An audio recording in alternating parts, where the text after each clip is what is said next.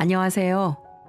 세상 사람들 살아가는 모습을 보고 있노라면 참 재미있기도 하지만 슬플 때도 있고 어떤 때는 마치 내가 당한 것처럼 억울하고 분노가 일기도 하는데요. 저에게도 누군가에게 분노와 웃음을 줄 수 있는 기가 막힌 사연이 하나 있습니다. 그건 바로 저와 시부의 이야기인데요. 저의 시아버지는 소위 말해 왕년에 굉장히 잘 나가시는 분이었어요. 전라도 광주에서 주유소를 꽤 오랫동안 운영해 오신 분으로 동네에서 알아주는 수십억의 자산가였습니다. 지금은 주유소를 접고 서울로 올라와 살고 있어 그전만큼 부자로 살고 있진 않지만 어떻게 하면 돈을 잘 벌 수 있는지에 대해 잘 알고 계셔서 여전히 부자로 누구한테나 떵떵거리며 당당하게 살아가고 계시고요. 그만큼 돈이 많은 제 시부는 말 그대로 돈 많은 게 유세인 분이셨어요. 남들보다 조금 더 돈이 많다는 것 하나 때문에 안아 모이는 부분들이 너무나 많았거든요. 그리고 그걸 직격타로 맞은 게 바로 저였죠. 그 이야기를 풀어나가기 위해 잠깐 저의 결혼 과정을 같이 이야기할게요.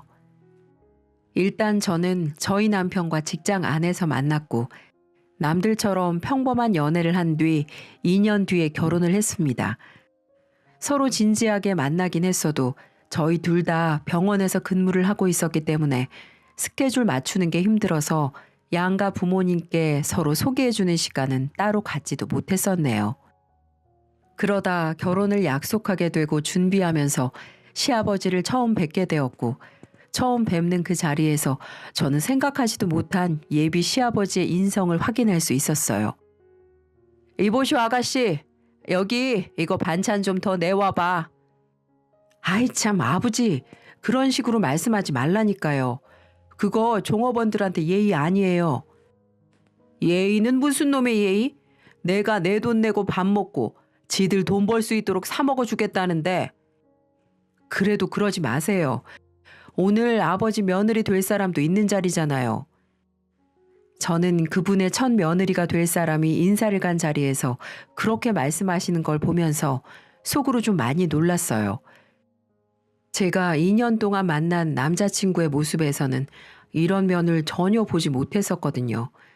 물론 부티가 좀 나긴 해서 돈은 좀 있나 보다 생각은 했었지만 어디에서나 예의 바른 모습을 보였기 때문에 역시 있는 집안들은 가정교육도 다른가 보다 했었죠. 하지만 나중에 들어보니 이건 모두 다 시어머니의 작품이었습니다. 돈이 많아지기 시작하면서 태도가 거만해진 시아버지를 대신해 어머니께서 가정교육을 더 철저하게 시키셨던 것 같아요. 안타깝게도 시어머니는 몇 년 전 돌아가셨다고 하더군요. 평생을 시아버지 뒷바라지만 하시다가 사고로 갑작스럽게 돌아가셨다고 남자친구에게서 전해 들었습니다. 그래도 본인의 두 아들 다 장성하게 크고 나서 돌아가셨으니 얼마나 다행인지요. 무엇보다 두 형제가 모두 의대를 나와 의사를 하고 있었어요. 제 남편은 둘째였고 큰형님은 시아버지가 병원을 차려주어서 개인 병원을 운영하고 있었고 저의 남편은 대학병원에서 일을 하며 그곳에 간호사로 근무하고 있는 저를 만나 결혼을 했습니다. 사실 의사와 간호사는 만나기가 참 쉽지 않은데 제가 이 남자를 좋아하게 된 이유는 다른 의사들보다 따뜻한 면모가 많았기 때문이었어요. 아마 이 사연을 들으시는 분 중에 간호사로 일을 하고 계신다면 대부분 제 말에 공감을 하실 거예요. 아무리 잘나고 똑똑한 의사라도 정말 히스테리한 사람들이 많기 때문에 만나고 싶어 하지 않거든요. 오히려 앙숙으로 지내는 분들도 정말 많답니다. 개인 병원도 싫은데 긴급한 상황들이 오가는 대학병원에서는 더욱더 그렇겠죠. 하지만 이 사람은 그래도 따뜻한 사람이라 간호사들 챙길 줄도 알고 주변 사람들에게도 다 잘했습니다. 그 모습에 반해서 연애부터 결혼까지 결정을 하게 된 거였어요. 하지만 그 뒤에 이런 아버지가 떡하니 바치고 있을 줄은 꿈에도 생각을 못했네요. 그때 당시 남자친구였던 제 남편은 예비 시아버지에게 인사를 드리고 나와서는 곧바로 저에게 해명을 하더라고요. 수정아, 우리 아버지 좀 유난이신 부분 있기는 한데 그래도 나쁜 분은 아니야. 아마 결혼하면 나한테도 분명 잘해주실 거야. 다행인 건지 불행인 건진 모르겠지만 그날 이후로 시아버지를 뵐 때마다 별다른 일은 없었어요. 한 번씩 불쑥불쑥 보이는 아나무인의 태도가 보이긴 했지만 전 아버님을 길게 본 적은 별로 없어서 이 정도는 누구한테나 있는 성격일 수 있다 싶어서 대수롭지 않게 넘겼었습니다. 결혼을 허락받고 준비해 나가는 과정에서도 시아버지는 저희 가족에게 큰 요구를 하지 않으셨어요. 사실 시아버지는 둘째인 저희 남편보다는 첫째 형님한테 더 기대도 관심도 많이 가지고 있었어요. 그래서 실은 결혼도 첫째 먼저 시키고 싶어 하셨지만 그분은 그 당시 여자한테 아예 관심도 없었고 결혼 생각이 없던 시기였기 때문에 저희가 먼저 간다고 했을 때 크게 반대를 하진 않으셨고요. 대신 결혼 과정에 대해서는 무심하게 보내셨죠. 원래 첫 번째 결혼시킬 때 많이들 욕심 부린다고 하는데 워낙에 처음부터 첫째에게 기대가 컸던 시아버지는 저희 둘은 알아서 결혼 준비하라며 돈만 주시고는 일체 신경을 쓰지 않으셨거든요. 처음에는 조금 서운하기도 했지만 오히려 결혼을 준비하는 과정에서 양가 부모님으로 인해서 고생을 많이 한다는 이야기를 들으면서 나는 쉽게 결혼하는구나 싶어서 더 감사하고 좋았습니다. 저희는 꽤 많이 쥐어주신 돈으로 집도 괜찮은 곳을 얻을 수 있었고 제가 혼수는 대부분 해갔기 때문에 무난하게 마무리해서 결혼식까지 잘 마칠 수 있었죠. 결혼 후에도 시아버지는 워낙 무뚝뚝한 성격 덕에 저에게 큰 관심을 보이진 않으셨어요. 저는 오히려 시집살이 하는 것보다 이게 훨씬 낫다고 판단을 해서 서운하거나 그런 감정 없이 정말 편하게 지냈습니다. 하지만 저의 이런 마음은 남편의 형님, 곧 제 아주버님이 결혼하면서 완전히 산산조각 났습니다. 평소에 여자라고는 전혀 관심도 없던 우리 시숙이 갑작스럽게 결혼하고 싶은 여자가 생겼다면서 데리고 왔을 때부터 시작해 저의 비참한 결혼 생활이 시작되었어요. 우리 시아버지는 예비 큰동서가 되실 분이 집에 찾아온다는 소리를 듣자마자 저에게 병원에다가 연차를 내고 음식을 준비하라고 하셨거든요. 둘째야, 너 어차피 병원에서 할 것도 없지? 이번 주말에 네 형님 될 사람 온다니까 그날 하루 일 빼버리고 와서 밥 좀 차려라. 네? 아버님, 저희도 스케줄이 정해져서 나와요. 제가 빼고 싶다고 막 뺄 수가 없는데. 그리고 식당 가셔서 드시면 되지. 왜 집에서 식사를 하려고 하세요? 뭐야? 당연히 귀한 손님이니까 집에서 대접을 해야지. 너는 못 배워서 그런 거냐? 어떻게 그런 상식머리도 없어? 됐고, 당장 그날 일을 빼든지 밤을 새서라도 차리든지 다 준비해놔. 어디서 밖에서 밥을 먹자는 소리가 나오냐? 어디서? 아버님은 제가 인사드리러 왔을 때는 집 근처 식당에서 밥을 먹었던 게 전혀 생각이 나지 않으신 건지 무조건 집에서 밥을 차리라며 어거지를 피우셨어요. 저는 이렇게 저에게 완강한 태도를 보이시는 아버님의 모습이 거의 처음이라 일단은 듣는 쪽으로 하기로 했습니다. 다행히도 그날 오프였던 동료 간호사가 저 대신 일을 해주겠다고 했고 저는 휴일을 바꿔서 비울 수 있었어요. 큰형님이 오신다고 했던 당일에는 새벽부터 시장 봐오고 식사를 준비하느라 시간을 많이 쏟았습니다. 저도 새 식구 맞이하는데 대충 할 만큼 나쁜 성격은 아니라 나름 정성껏 준비를 했죠. 그리고 드디어 시간이 되어 예비 큰형님이 될 사람이 아주버님과 함께 집으로 들어왔어요. 본가에서 이루어진 식사는 나름 순조롭게 시작되는 듯 했어요. 시아버지는 뭐가 그렇게 좋으신지 예비 큰형님이 집에 들어오자마자 펄쩍 뛰면서 반기시더군요. 아이고, 우리 집 복덩이가 들어오는구나. 오는데 고생하진 않았고? 네, 아버님 잘 왔습니다. 처음 뵙겠습니다. 양지수라고 합니다. 알지, 알지. 우리 큰아들한테서 얼마나 입이 마르게 칭찬을 들었게. 아유, 참 다리 아프겠네. 얼른 주방으로 가지. 배고플 텐데 식사부터 해, 얼른. 시아버지는 정말 민망할 정도로 형님을 반기셨어요. 저 때는 그냥 인사도 받는 둥 마는 둥 하시고 밥만 계속 드시던 모습과는 완전히 상반된 모습이었죠. 그리고 아버님이 그렇게 차별하시는 이유를 알게 되기까지 긴 시간이 걸리지 않았습니다. 아버님은 자리에 앉자마자 본인의 큰 며느리가 될 사람에게 물으셨어요. 그래, 부모님 두 분 다 의사이신데다 지금 자네는 산부인과 개인 병원으로 운영하고 있다고? 네, 맞아요. 어릴 때부터 두 분의 영향을 많이 받고 자라서 저도 자연스럽게 의대를 나오게 되었어요. 그래, 그래야지. 이래서 가정이 중요한 거야. 나도 드디어 의사 아들 말고 의사 며느리까지 보는구나. 아유, 눈에도 안 차는 것만 보다가 우리 큰 며느리 보니까 아주 속이 뻥 하고 뚫리는 기분이야. 아버님의 충격적인 소리를 들은 저는 그 자리에서 굳을 수밖에 없었어요. 누가 봐도 그건 제 이야기였으니까요. 아버님은 원래 무뚝뚝한 게 아니라 그냥 제가 마음에 안 드셨던 모양이었어요. 그 이야기를 들은 저는 너무 민망해서 얼굴이 붉어졌고 낯이 뜨거워 그 자리에 더 앉아 있을 수가 없었어요. 하지만 다 같이 식사하는 자리에서 갑작스럽게 일어날 수는 없어서 저는 어쩔 수 없이 그 자리를 끝까지 지켜야 했고 그날 밤 집으로 돌아와 한참을 울어야 했어요. 남편도 그 자리에서 같이 있었기 때문에 아버님의 독서를 다 들은 상황에 해줄 수 있는 건 위로밖에 없었습니다. 그리고 나중에 따로 아버님께 전화를 해서 한참을 뭐라고 한 것 같더라고요. 그때부터 시작된 아버님의 차별은 점점 더 심해졌습니다. 아주버님이 성대한 결혼식을 치른 후 다 같이 모여 첫 번째로 식사를 하는 자리에서 아버님은 대놓고 차별을 시작하셨어요. 자, 큰아가 이거 받아라. 이게 뭐예요, 아버님? 너네 신혼집이 네 병원하고 멀다고 들었어. 우리 아들 직장에 맞춘다고 먼 집으로 잡았으면 또 그만한 대우를 내가 해줘야지. 어떤 며느린데. 이거 결혼 선물로 주는 새 차야. 그러니까 지금 있는 차는 알아서 처리하고 이걸로 타고 다녀. 놀랍게도 아버님은 한 번도 저에게는 보이지 않으셨던 호의를 바로 큰형님에게 보이셨어요. 그것도 무려 벤츠 신형으로 말이죠. 억대 이상 값이 나가는 차를 보면서 저는 큰 상실감에 빠졌습니다.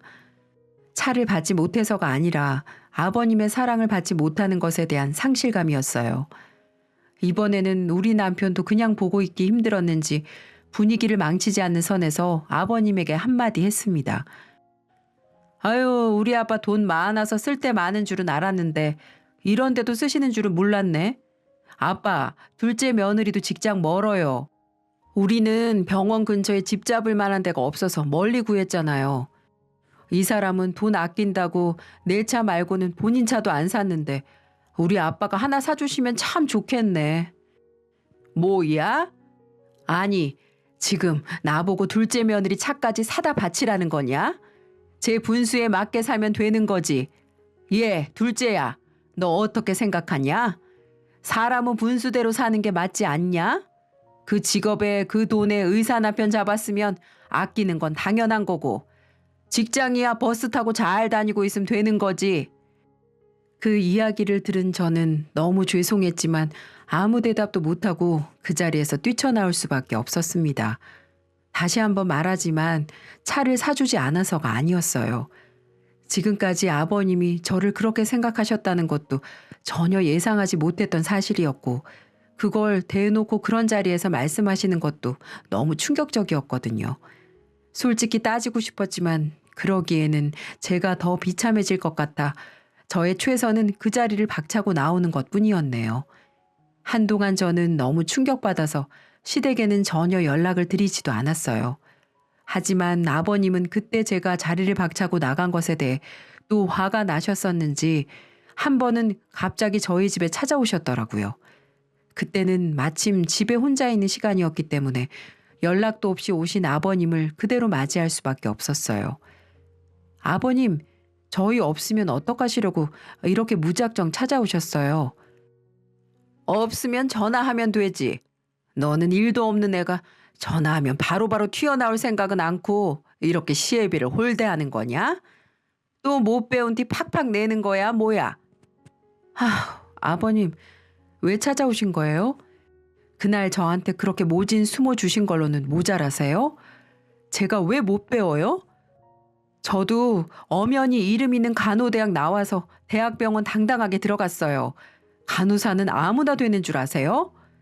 그래봤자 의사만큼 하겠냐? 됐고, 어디 감히 그날 그렇게 어른 있는 자리에서 박차고 나가서는 연락도 안 하는 건지 괘씸해서 내 와봤다. 한 번씩 네 형님한테 가서 반찬도 좀 해주고 밥도 차려주고 해. 그것도 못하면 청소라도 해주던지. 네? 아니 그걸 제가 왜 해요? 저도 제 일하고 제 집 살림 하느라고 바빠요.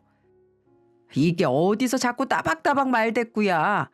네가 한 게 뭐가 있는데. 집도 내가 해주고 말이야.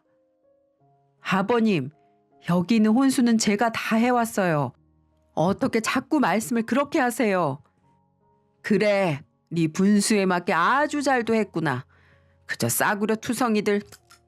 암튼 그렇게 알고 한 번씩 네 형님네 집에 가서 청소도 하고 빨래나 밥도 좀 차리고 해. 잔말 말고. 의사들이 얼마나 바쁘고 힘든 줄 아냐? 간호사가 됐으면 의사 뒷바라지 정도는 알아서 해야 할 것 아니야. 아무튼 간에 마음에 드는 구석이 하나도 없어. 하나도. 아유, 나 간다. 아버님은 정말 말도 안 되는 억지를 내세우시고는 그 자리에서 나갔어요. 저는 솔직히 집까지 찾아오셨길래 저에게 미안하다고 하실 줄 알았습니다. 하지만 그건 모두 다 저의 큰 착각이었어요. 그 후로 저는 아예 시댁 쪽으로는 쳐다도 안 봤습니다. 저도 성질이 있는 사람이었거든요. 그리고 사람이 완전히 당하고만 살라는 법은 없는지 아버님과 저의 전세가 역전이 되는 기회가 찾아오게 되었어요. 어느 날부턴가 아버님이 몸이 많이 피곤하시고 눈에 황달기도 살짝 보이시는 게 나타나기 시작하더군요. 다행히도 자녀가 다 병원에서 일하는 사람들이라 아버님의 변화를 빠르게 캐치할 수 있었고 저만 빼고 남편은 한 번씩 아버님께 찾아가서 저한테 잘해달라는 이야기도 하고 나름 문안드리면서 자식 노릇을 하고 있었기 때문에 제일 먼저 간이 안 좋아졌다는 걸 느낀 후 병원으로 모시고 갔습니다. 아니나 다를까 아버님은 간암에 걸리신 거였어요. 이미 손쓸 수 없이 많은 부분에 퍼져 있어서 할 수 있는 거라곤 간 이식을 하는 것밖엔 방법이 없었죠. 그래서 일단은 두 아들이 간 이식을 해줄 수 있는지 검사를 받게 되었고 몸이 좀 약한 편이었던 아주버님은 이식에 적합하지 못했어요. 결국에는 작은 아들인 우리 남편밖에 남아있지 않았죠. 저희는 이런 결과를 가지고 온 가족이 다 모였습니다. 가족회의를 위해서였죠. 너희도 알다시피 내가 간암인데 이식을 해줄 수 있는 애가 둘째밖에 없다고 하니 참 나로서도 난감하다. 아버님은 나름 염치는 있으신지 당당하게 간을 내놓으란 소리는 못하시더라고요. 그래서 제가 그 자리에서 한마디 했습니다. 아버님, 저는 못해요. 저 무서워서 간 못 드리겠어요. 그러니까 이 사람 간 괴롭히지 말아주세요. 뭐야? 아니 여보. 아버님, 큰형님, 저희 남편, 아주버님의 반응은 매우 놀라웠어요.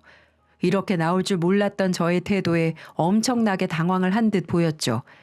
하지만 저는 거기에서 멈추지 않았습니다.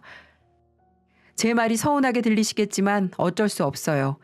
저도 분수 맞춰 사느라 마음도 쪼잔해지고 생각도 쪼잔해져서 이 부탁을 못 들어드리겠네요. 죄송합니다. 저는 그렇게 말해버리고는 밖으로 쌩하니 나와버렸어요. 저는 집 밖으로 나오면서 얼마나 떨렸는지 몰라요. 솔직히 말해서 아버님께 머리끄댕이 잡히는 것까지 각오하고서 말씀드린 거였거든요. 그 뒤로 우리 남편이 놀라서 저를 따라 나오더니 그게 무슨 말이냐고 막 묻더라고요. 여보, 나 이번이 기회야. 당연히 우리 아버님 살려야지. 당신 간 나눠서 드려요. 근데 당장은 안 돼. 나 더 이상은 아버님께 무시받으면서 못 살겠어. 그러니까 나만 믿고 내가 하자는 대로만 해줘요. 저는 남편에게 제 모든 계획을 다 설명했습니다. 그리고 제가 바로 원한 건 아무것도 없었어요. 단지 며느리들을 각각 차별 대우하지 말고 아버님의 진정한 며느리로 대우해달라는 것이었죠. 그게 그렇게 어려운 걸까요? 그래서 단 하나의 목적, 오로지 며느리로 인정받고 싶어서 이 일을 벌이기로 했습니다.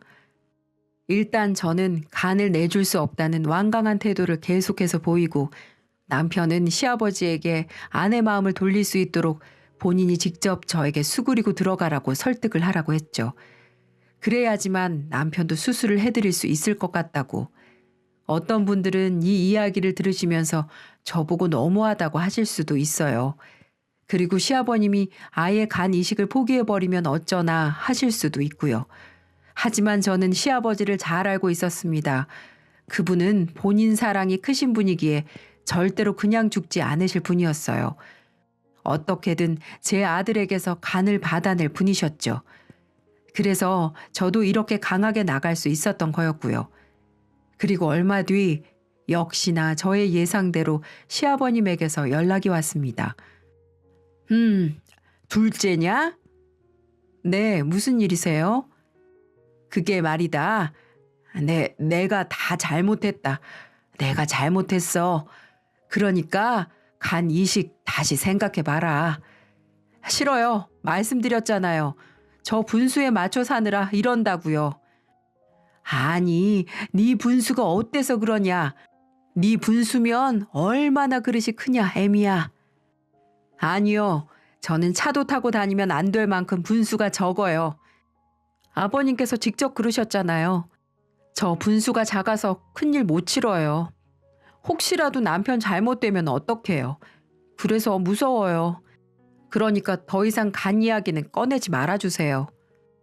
아가, 미안하다. 세상에 돈이 다가 아니더구나. 네가 왜 이러는지 안다, 알어. 미안해. 아버님 뭐라고 하셨어요? 정말 진심으로 말씀하신 거세요? 그럼 당연하지. 이번에 이렇게 아프고 나서 자식들에 대해 많이 생각했다. 네가 눈에 밟히더구나. 이제는 내가 이 성격 바꿔야 될 것 같아. 이건 진심이야. 그렇게 아버님은 저에게 완전히 굽신거리며 다가오셨어요. 그 마음을 보니 진심인 것 같기도 하고 아닌 것 같기도 했지만 우선은 수술이 급했기 때문에 수락을 하기로 했습니다. 그런데 정말 수술 들어가기 전 혹시라도 남편이 잘못될까 봐 얼마나 조마조마했는지 몰라요. 제 상황을 겪어보신 분들은 다 아실 거예요. 다행히도 그렇게 수술은 잘 끝났습니다. 아버님은 둘째 아들과 며느리인 저희가 다니고 있는 병원에서 수술을 받으시고는 입원을 하셨어요. 저는 이 기회도 놓치지 않고 아버님의 정신개조에 힘을 쏟았어요. 간 이식을 받은 후 환자는 일상으로 돌아가기까지 정말 관리를 철저하게 해주어야 하거든요. 그래서 저는 가까이에서 아버님을 간호하고 돌봐드리며 저는 식단을 누구보다 철저히 하면서 아버님을 훈련시켰습니다. 애미야, 나 김치가 정말 너무 먹고 싶다. 김치 하나만 먹으면 안 되겠냐? 안 돼요, 아버님. 지금 수술하신 지 얼마나 되셨다고요? 절대 안 돼요. 자극적인 음식 절대 안 되고 짠 거도 안 되고요. 아이 참, 그럼 뭘 먹으란 말이냐. 다 신고 빠져가지고 맛대가리도 없는 것들을. 아버님, 저한테 뭐라고 하셨어요? 사람은 분수에 맞게 살아야 한다고 하셨죠? 지금 아버님은 맛있는 음식 드실 수 있는 분수가 아니세요. 그놈의 분수. 너는 위아래도 없냐? 어디서 자꾸 분수 타령이야. 원래 부모한테 배운 대로 사는 거라고 아버님이 또 그러셨잖아요. 그래서 저도 분수에 맞게 사는 걸 강조하다 보니까 그렇게 얘기할 수밖에 없어요. 아유, 진짜. 내가 미안하다, 애미야. 내가 미안해. 다시는 안 한다, 그놈의 분수 소리. 네, 좀 심하셨어요, 아버님. 저도 제 분수에 맞춰서 열심히 살았고 그 덕에 간호사 되고 좋은 남편 만난 거예요. 근데 아버님이 자꾸만 제 분수를 깎아내리셔서 저 그동안 진짜 속상하고 힘들었어요. 아버님은 저의 이야기를 듣고는 뭔가 깨달아지셨는지 아무 말씀도 없으셨습니다. 그 후로도 저는 계속해서 아버님의 식단을 조절하고 운동을 조금씩 시켜드리는 과정에서 정말 정성껏 모셨어요. 그리고 한 번씩 분수 이야기도 꺼내면서 아버님의 고집을 잠재웠죠. 그렇게 몇 개월이 지난 뒤 아버님은 어느 정도 일상을 회복하셨을 만큼 많이 호전되셨고 수술도 잘 되어 경과가 좋게 나오고 있었어요. 저희도 다행이라고 여기며 그렇게 다시 일상으로 돌아가 원래대로 살고 있었는데 어느 날 갑자기 아버님이 저희 모두를 또 부르시더군요. 그리고는 그 자리에서 제게 무언가를 주셨어요. 둘째야, 이거 받아라. 이게 뭐예요, 아버님? 뭐긴 진작에 너한테도 줬어야 할 차키지. 네? 차키라뇨? 내가 그동안 너한테 너무했어. 사람이 분수에 맞게 살아야 한다느니 너에게 참 모진 말들도 많이 했다. 미안했어 그동안. 그리고 고마웠어. 이 못난 시애비 살려보겠다고 그 지극정성으로 간호한 거 모르지 않는다. 병원에 너 없으면 어쩔 뻔했을꼬. 병원에서도 사람들이 그렇게 너 보고 딸이냐면서 착하다고 난리도 아니었어. 이렇게 착한 며느리를 내가 너무 무심했구나. 정말 미안하다. 하지만 우리 앞으로는 잘 지내보자꾸나. 내가 조금 가부장적이고 보수적인 면이 있어서 그렇지. 알아가다 보면 그렇게 나쁜 사람은 아닐 게야. 알았지?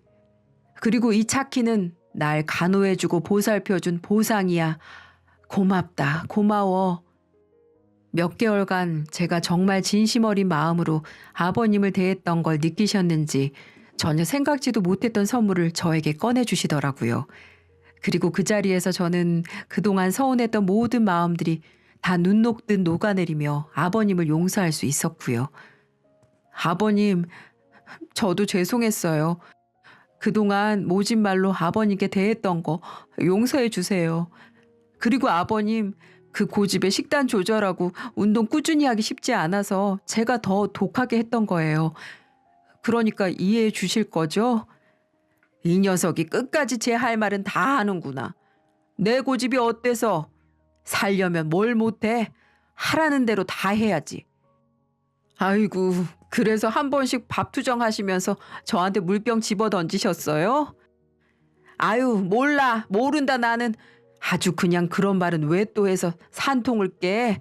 울면서도 아주 제 할 말은 다 하는구나. 그러게요, 아버님. 그래도 이 센 며느리 덕분에 잘 회복되셨잖아요. 그럼 됐죠. 저희 곁에서 앞으로는 오래오래 사세요, 아버님. 차도 잘 쓰겠습니다. 눈물로 건네받은 차키는 또 한 번의 당돌한 며느리의 대답과 아버지의 호통 속에서 웃음으로 마무리 지을 수 있었네요. 저는 지금도 시아버지와는 친구처럼 편하게 잘 지내고 있습니다. 오히려 남편보다 연락을 더 자주 드리고 있고요. 정말 시간이 갈수록 아버님은 젠틀하시고 좋은 부분도 많이 있으신 분이더라고요. 이제부터는 이 화목한 가정 깨지 않도록 더 열심히 잘해드리고 살아야겠습니다. 겪어보다 보니 여러분, 상대방은 나 하기 나름이라는 말 기억하시면서 저를 통해 또 누군가의 정신개조를 잘 해내시길 바랄게요. 감사합니다.